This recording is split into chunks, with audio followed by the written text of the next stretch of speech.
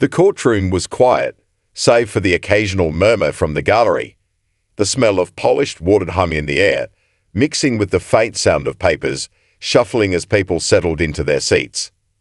Sunlight filtered through the tall windows, casting shadows across the faces of those gathered. Judge Clara Reid sat at the front, her eyes scanning the case list in front of her. Known for her level-headed approach and fair decisions, Clara had seen many defendants in her years on the bench. But nothing could have prepared her for what happened next. As the defendant was brought in, Clara's heart skipped a beat. The man walking to the stand was familiar, but not in the way she had expected. His face, aged and worn with time, was the face of someone she had once known very well.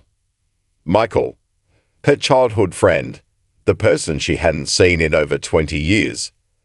Her mind raced with memories and questions. How had it come to this? What had happened to him? And why was he here, standing in front of her, in a courtroom where she would have to pass judgment on him? Clara's mind was a whirlwind, but she kept her composure, as any judge would. She had to. But deep down, this was more than just another case. It was the start of a story that would change everything for both of them. Little did Clara know, this unexpected encounter would be the beginning of a journey neither of them saw coming. Judge Clara Reid hadn't always been the calm and collected figure people saw in the courtroom. She grew up in a modest, working-class neighborhood where her family didn't have much, but they had everything that mattered. Her father worked long hours at a factory, his hands always stained with grease, but he carried a quiet pride in what he did. Her mother was a school librarian, a constant source of wisdom, teaching Clara the importance of education and hard work.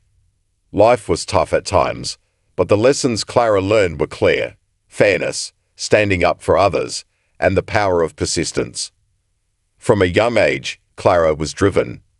She had a hunger for knowledge, often spending hours at the library reading books about justice, the law, and the people who fought for what was right. While her peers played outside, Clara was lost in stories of courtroom battles and legal victories. Yet, growing up in a neighborhood where hardship was a daily reality gave her a different perspective on life. She saw friends fall into poverty, families struggling without support, and dreams crushed by circumstance. It was in this environment that Clara formed an unbreakable bond with Michael, the boy next door. Michael was the kind of kid who would give you his last piece of candy or help you out without a second thought. He had a natural charm and a heart of gold, and together they spent their childhood navigating the ups and downs of life. Their friendship was their escape, a source of comfort in a world that often didn't make sense. But life, as it often does, led them down different paths. Clara, with her academic drive and determination, earned a scholarship to a prestigious university, determined to create a better life for herself. Michael, on the other hand, faced one challenge after another.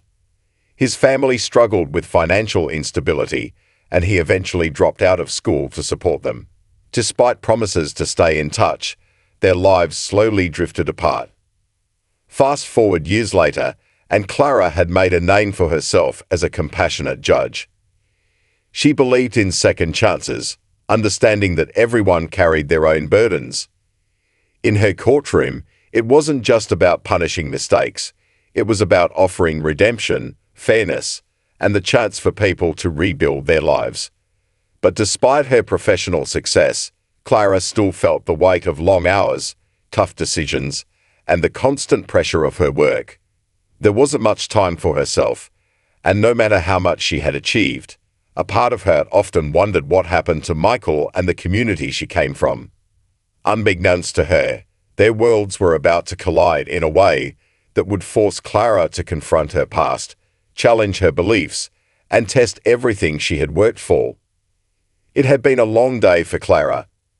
The court session had dragged on, filled with cases that seemed to blend into one another. As she drove home, she passed through her old neighborhood. The familiar streets brought a wave of nostalgia. The houses were the same, though they looked a little more worn now. the paint peeling and the roofs sagging. Clara's heart softened, remembering the days when she and Michael used to play here as kids. Something pulled her toward a small park they used to visit, so she parked her car and stepped out, feeling the cool evening air. She walked toward the park, her shoes crunching on the gravel. Near the edge of the park, a group of kids had gathered around an older man. He was handing out sandwiches and bottles of water. There was a warmth in his voice, a kind encouragement to the children to take what they needed without hesitation. The man's weathered face, worn clothes, and rough appearance spoke of a hard life, but his smile was genuine. As he handed a sandwich to a young girl, he said softly, "Here you go, sweetheart." Clara stopped in her tracks. Her heart skipped a beat as she realized who the man was. It couldn't be, but it was.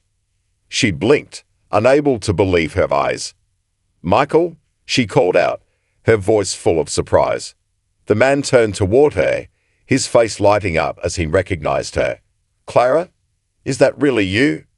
His voice held disbelief, mixed with the warmth of a long-lost friend. For a few seconds, neither of them moved. They just stared at each other, both caught up in a rush of memories from their childhood. Finally, Michael let out a soft laugh, shaking his head. "What are the odds?" Clara approached him, noticing the tired lines on his face. "What are you doing here?"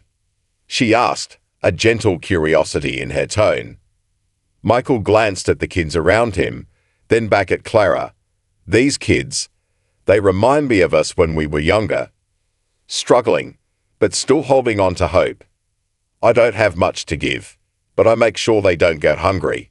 It's not much, but it's something." Clara felt a lump form in her throat. "How long have you been doing this?" "Years," Michael replied, shrugging. "Life didn't exactly turn out how I thought it would, but helping them gives me something to hold on to. It gives me purpose." Clara was deeply moved by his selflessness. She spent the next hour with him, helping hand out sandwiches, talking to the kids, and listening to Michael's story. He had been working odd jobs, just scraping by, but despite everything he had been through, he had found a way to give back to others. As the evening wound down and the park began to empty, Clara turned to Michael. "You've always had a big heart, Michael. Let me help. This community, these kids, we can do so much more together." Michael hesitated, his gaze flickering between Clara and the children, but he could see the sincerity in her eyes. She wasn't offering charity, she was offering a chance to build something better, something lasting. That moment in the park wasn't just a reunion of childhood friends.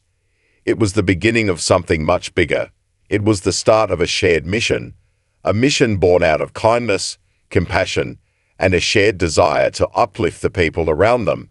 Neither of them could have predicted what would come next, but one thing was certain: their actions would inspire change, not just for the children in the park, but for the entire community. Months had passed since that night in the park, and things had changed in ways Clara and Michael never expected. The small outreach they started had turned into something bigger, an event that brought the community together every week. The park was now a place of life, with people from all walks of life coming for meals, supplies, and guidance. The initiative grew quickly, gaining attention from local businesses, volunteers, and even city officials.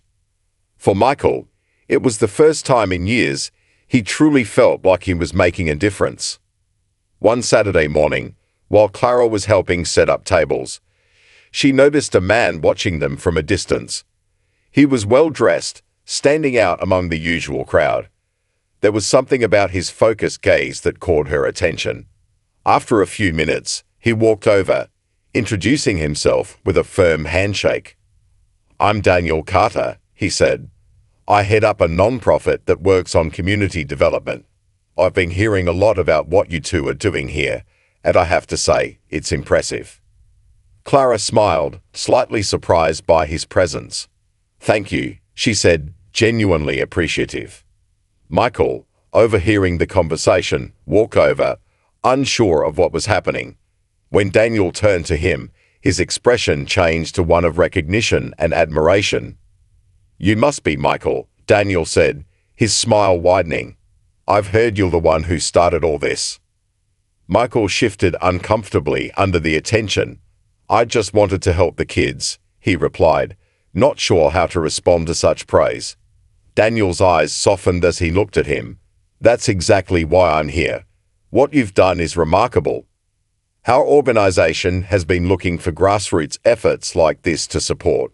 We want to partner with you, offer funding, resources, and a platform to help expand this initiative across the city." Clara and Michael exchanged shocked glances. This wasn't part of their plan. It was too big, too unexpected. Michael was overwhelmed by the offer, and a sense of doubt crept in. "Why us?" he finally asked, his voice cautious. Daniel's smile remained, but there was a deeper sincerity in his tone. "Because what you're doing isn't just about charity. It's about someone who saw a need and acted, even when you didn't have much to give. That kind of heart, it inspires real change." The offer felt surreal, but Clara knew this was the chance they had been waiting for. She placed a hand on Michael's shoulder, offering reassurance. "We can do this," she said softly. "Together." Michael nodded, a slow smile forming on his face. The man who had once doubted his worth now stood on the verge of something life-changing. This was more than just an opportunity. It was a moment to transform countless lives.